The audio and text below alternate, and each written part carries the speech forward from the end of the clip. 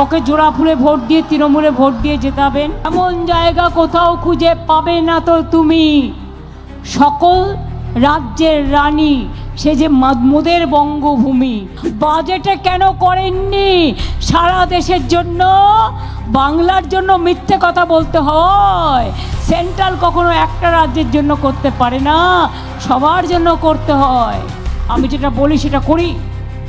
আমাদের তৃণমূল কংগ্রেস সরকার থাকবে এবং লক্ষ্মীর ভাণ্ডার সারা জীবন চলবে। যুবসাথী প্রকল্প চলছে, চলবে। কর্মসংস্থান আমরা করে দেবো। দখল করব বাংলা, বাংলার পরে দিল্লি, দিল্লি হবে দিল্লি। নেতাজি সুভাষচন্দ্র বলেছিলেন চলো দিল্লি চলো।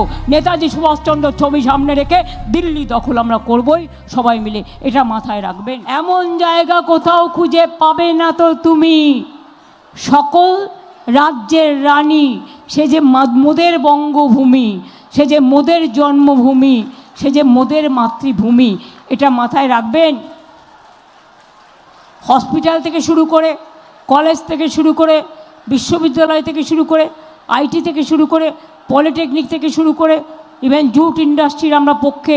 আমরা চাই, আমরা বারবার সেন্ট্রাল গভর্নমেন্টকে বলেছি জুটের ব্যাগ নাও, নেয় না, শুধু জুট इंडस्ट्री बंद कर दें। আমরা खोलবার চেষ্টা করি। मैं मजदूर लोगों को कहने चाहूँगी कि जूट इंडस्ट्री में आप जो काम करते हैं वो बार बार बीजेपी सरकार बंद कर देता है, और इसका एक गद्दार नेता है और रुपया लेता है मालिक का पास और कंपनी बंद कर देता है। इसको खिलाफ में तृणमूल को वोट देना चाहिए, जोड़ा फूल को वोट देना चाहिए।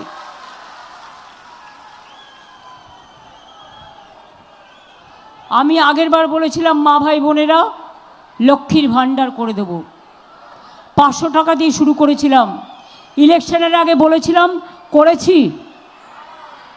আর এবারে আপনারা ইলেকশনের আগেই 1,500 টাকা করে পেয়ে যাচ্ছেন, 1700। তো আমি যদি বাজেটে করতে পারি, মোদি বাবু আপনি নির্লজ্জের মতো বেআইনিভাবে মিথ্যে কথা জুমলা কেন বলছেন? বাজেটে কেন করেননি?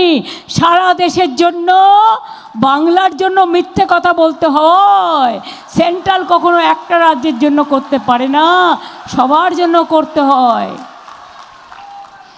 এই যে 4% দিয়ে দেবো, আমি বলেছিলাম বাজেটে, ইলেকশন কমিশন আটকে রেখেছে। আমি বলবো তুমি সরকারি কর্মচারীদের স্বার্থে ইমিডিয়েট ফাইল ক্লিয়ার করো। তোমার কাছে এটা যাওয়াই উচিত নয়, তার কারণ এটা বাজেটের announcement, pre poll announcement, not post poll announcement. 25% দিয়ে দিয়েছি, আর 4% দিয়ে যেটা ঘোষণা করেছি এই এপ্রিলের মাইনের সাথেও আপনারা পাবেন। মাথায় রাখবেন, আমি যেটা বলি সেটা করি। আগেরবার বলেছিলাম স্বাস্থ্যসাথী করবো 5 লক্ষ টাকায়, করেছিলাম, পান। বলেছিলাম দুয়ারে সরকার করব, করেছিলাম। বলেছিলাম বিনা পয়সায় খাদ্য দেবো, দিয়েছিলাম। বলেছিলাম 10 লক্ষ টাকার স্মার্ট কার্ড দেবো, দিয়েছিলাম।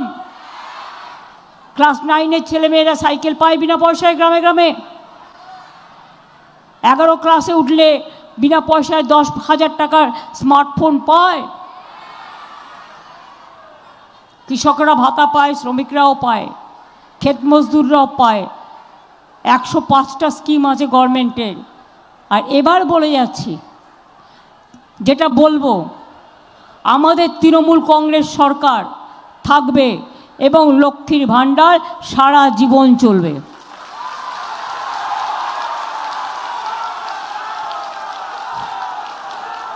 এটা মায়েদের উপহার।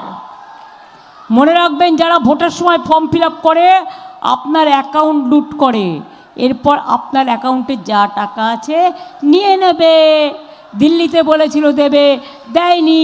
বিহারে যা দিয়েছিল ফেরত নিয়ে নিচ্ছে, বুলডোজার চালিয়ে দিচ্ছে। আমরা তা না, আমি বলে যাচ্ছি চলবে, চলবে, চলবে।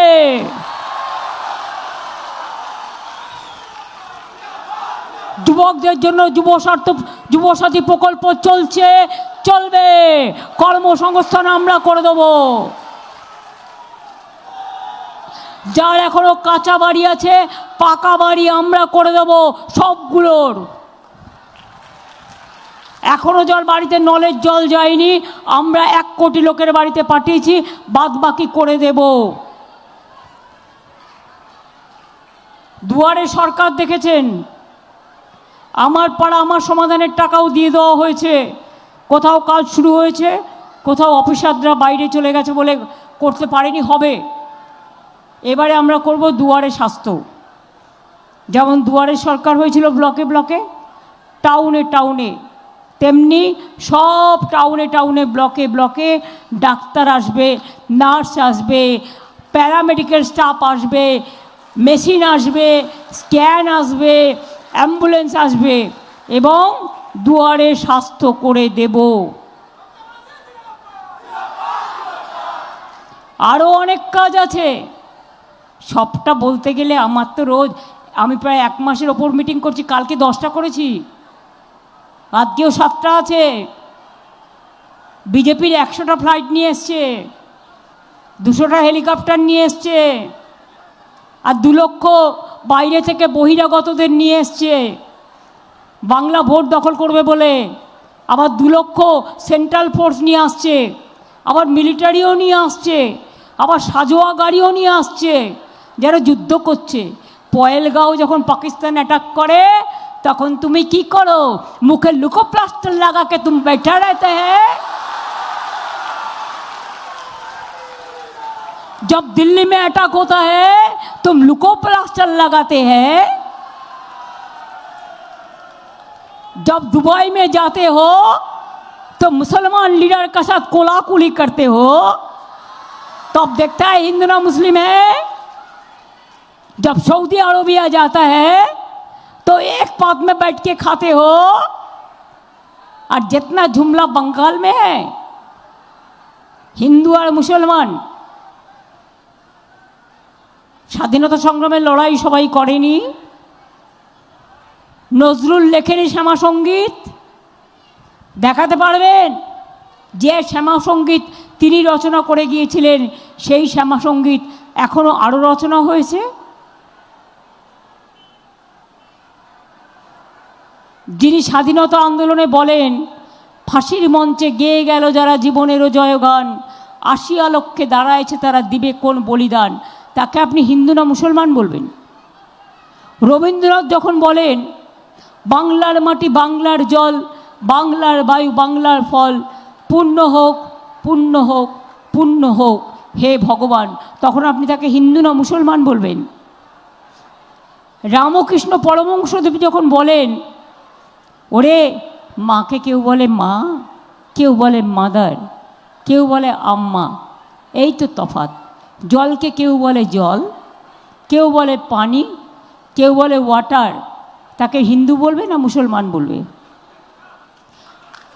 যে স্বামী বিবেকানন্দ গরিব মানুষের বাড়িতে গিয়ে হুঁকো খেয়ে দেখেছিলেন জাত যাচ্ছে কিনা, আর নজরুল লিখলেন, জাতের নামে বজ্জাতি সব জাত জালিয়াত করছে খেলা। কোরআন পুরাণ বেদ বেদান্ত বাইবেল ত্রিপিটক ग्रंथ साहेब जिंदा बेस्ता पड़े जाओ जत शौक। क्या मैं छठ पूजा में आपको घाट परिष्कार नहीं करते हैं, लाइट नहीं लगाते हैं, मैं घाट में नहीं जाते हो, 2 दिन का छुट्टी नहीं मिलते हैं, हम लिट्टी नहीं खाता है, हम छातू जरूर खाते हैं, हम आपको ठेकुआ खाते हैं, हम दुर्गा पूजा का भोग खाते हैं, बड़ माँ का भोग खाते हैं, काली मंदिर का भोग खाते हैं, ईद में भी जाके सामूहिक खाता है, वो लोग मेरे को भेजता है, पंजाबी का गुरुद्वारा जाके हम हलवा मांग के खाता है।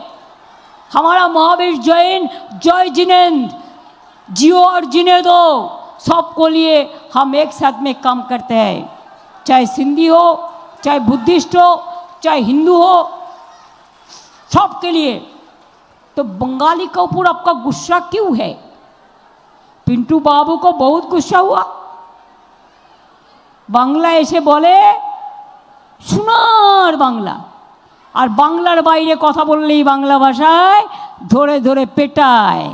আর বলে মাছ খাবে না, মাংস খাবে না, ডিম খাবে না, তো কি তোমার মাথা খাবে না আমার মাথা খাবে?